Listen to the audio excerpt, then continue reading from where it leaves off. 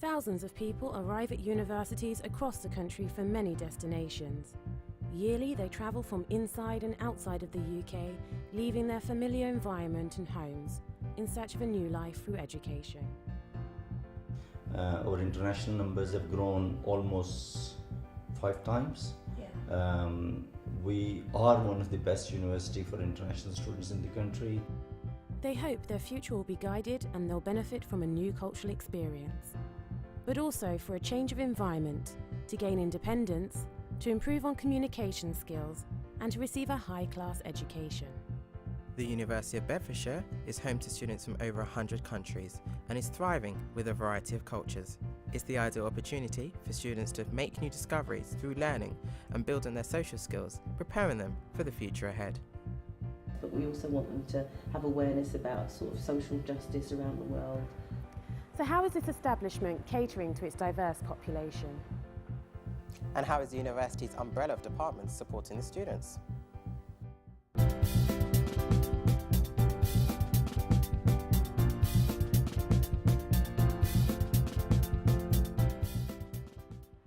Through recent surveys and focus groups, we discovered that students felt there were barriers between cultures through communication and food. We experimented with activities in these areas to examine whether our gatherings would help them to form new relationships. Culture is inherited from birth. When growing up, you can identify the differences from the common traits, which are food, fashion, music, and behaviour. By following the value of a culture, you're given the feeling of belonging to a group. Social gatherings provide people with a safe environment to communicate with each other in an informal setting. People congregate to celebrate events like birthdays, blessings and weddings, or even enjoy company through meals, festivals and family occasions. Gatherings are universal across cultures as a form of ritual. There are 3 main established departments that are visited regularly, and individually they entice students for learning, support and socialising.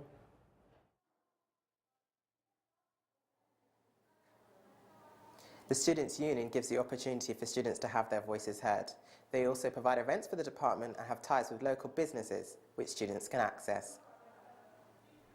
The Community and Faith Centre, The Treehouse, opens its doors to students from a variety of backgrounds to take part in activities regardless of beliefs.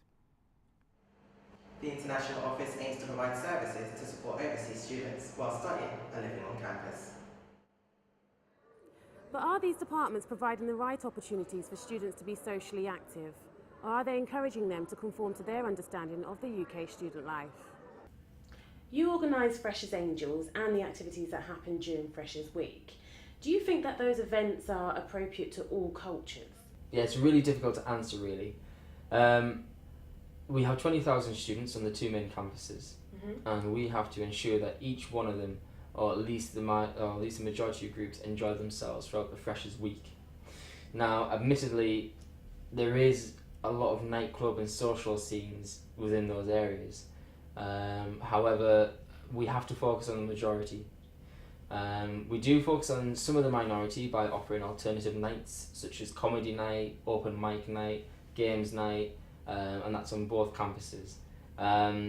And what we did offer this year, after Freshers Week had actually finished, we ensured that students who came along to the student councils had the opportunity to say what they wanted to see different next year. So a lot of it was to do with, well, it's all nightclubs, what are you going to do this time? So this year what we're all trying to organise or trying to ensure is that we have alternative nights, and ensure that, you know, it's not just all about 18 to 21 year olds, it's involving mature students, it's involving people who don't necessarily like to be involved in big groups, international students, EU students. We trialled activities around gatherings, and one of those was cooking with flavour, which gave students the opportunity to cook a meal for each other and socialise within student halls. And what we found is that food and gatherings are universal across cultures. And as some of your Freshers Angels live in halls, would you ever consider putting food and gatherings within your activities schedule? Firstly, well done for highlighting that to me. You know, the only main problem is facilities. Although we are working constantly with campus living, it's very hard to try and get 450 students in one hall to start cooking with food in one area, never mind 1,000. So what we could do essentially is that I could take that back to the student union. We could look into it and possibly try and set up little events throughout the year. And you know, definitely everyone gets involved within food. You know, you have to eat it to survive. And yeah, I think it's brilliant, really. We'll definitely look into it. Cooking with Flavour, which we held at Fitzroy Court Student Village, shows new relationships forming through the enjoyment of food, discussion and a shared interest. Students were able to experiment with different flavours to create a taste that was unique to them and their guests. Pasta was the main ingredient used to fuse the flavours together. It's an extraordinary food that has left its mark on many cultural cuisines, and one recognised by the students. The dinner hour remains a central and highly valued routine for families, but is also very important during friendships when going out for a meal. It provides a great relaxed atmosphere where students can feel at ease to be themselves amongst strangers. During cooking, students were asked how their culture influences the way they prepare food. Similarities and differences were highlighted, but they also educated each other about different cultural dishes. The kitchen provided a familiar space which is usually found at home. So what did the students really think of this experience? The gathering has helped me meet new people by trying different foods of cooking. Like, I met some people for the first time and I was interested in trying new food like the sauce that Pia made, like. And the eggy potato thing as well. People get to like meet each other. Yeah. Like we've met each other from this, and we've met each other from this as well. Yeah. So.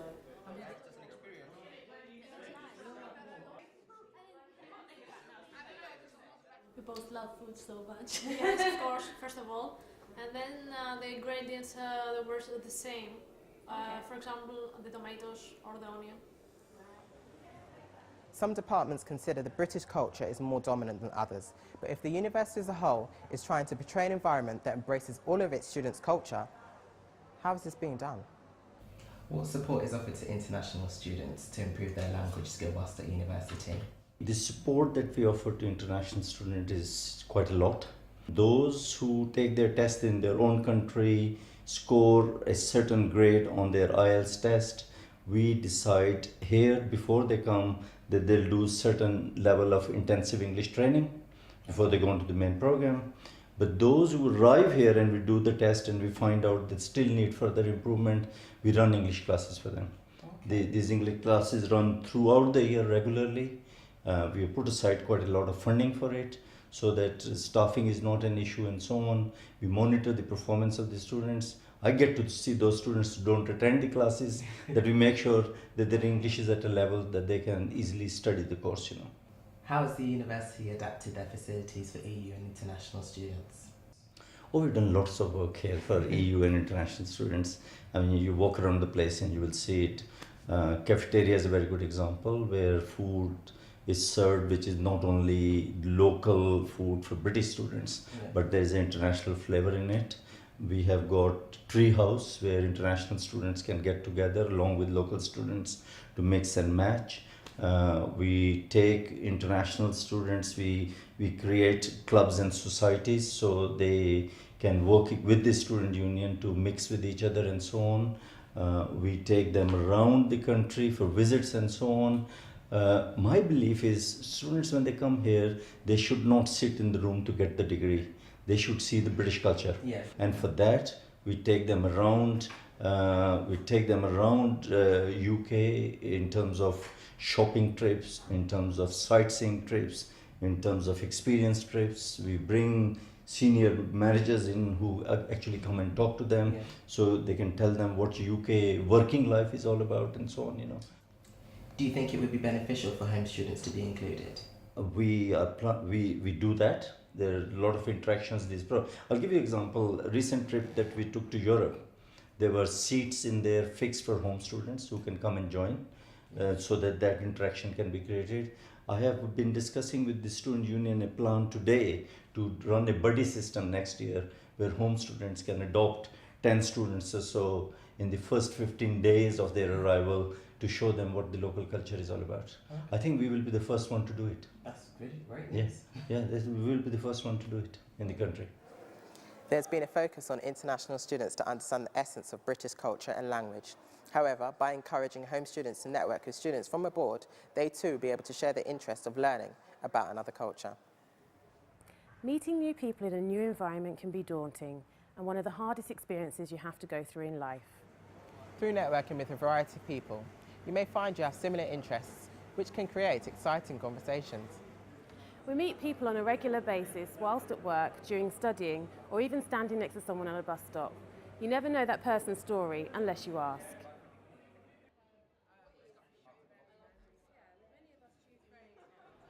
Speed networking is a way to increase your social circle, and as we are in the Students' Union, your contacts could be increased from an educational and recreational aspect. For every person you meet, you could potentially have access to their contacts as well. It's also a great way to break the ice and takes away some of the pressure when meeting someone new.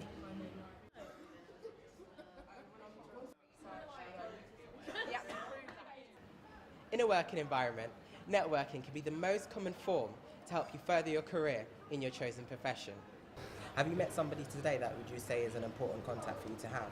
I guess there was this girl who's a third year actually at my course, and I think that maybe once I graduate and when I'm gonna be a second or third year, she may be able to help me in my future.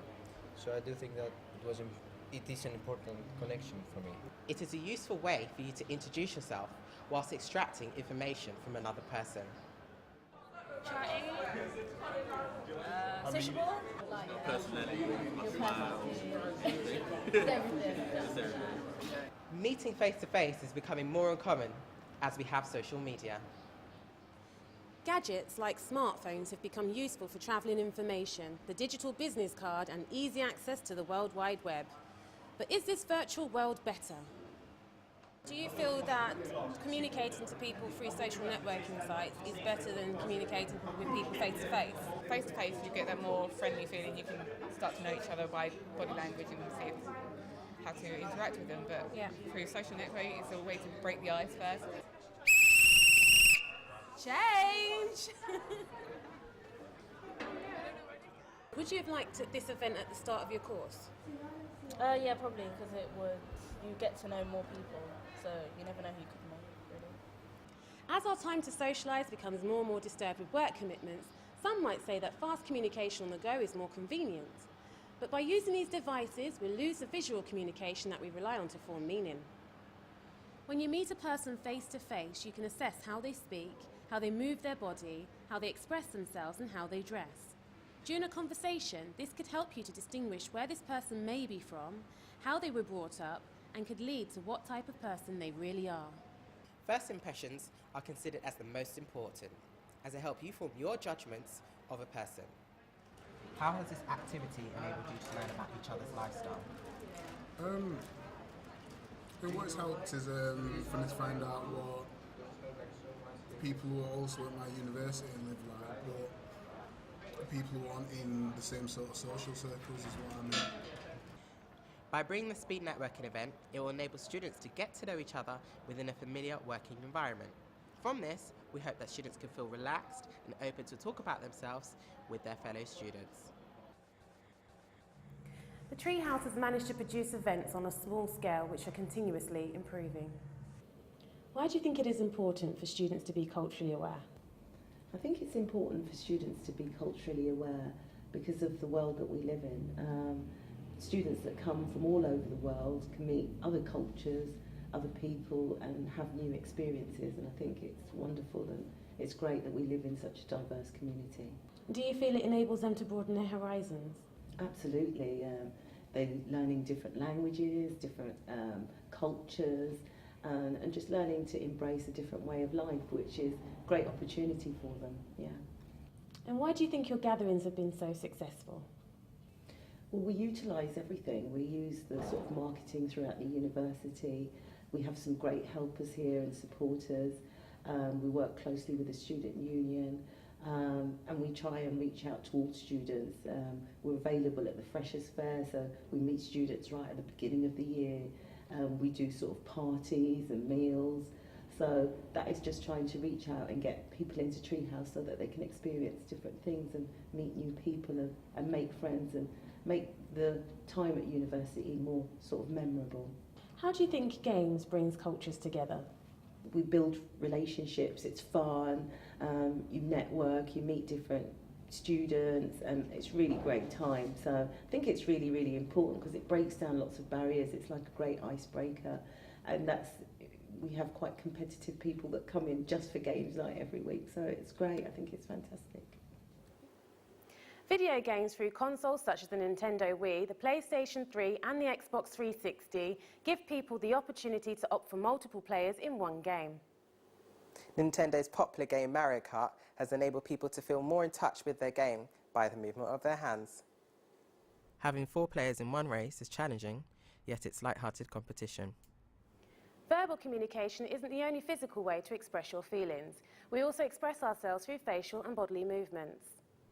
Facial expressions are universal. However, they may mean different things to different nationalities.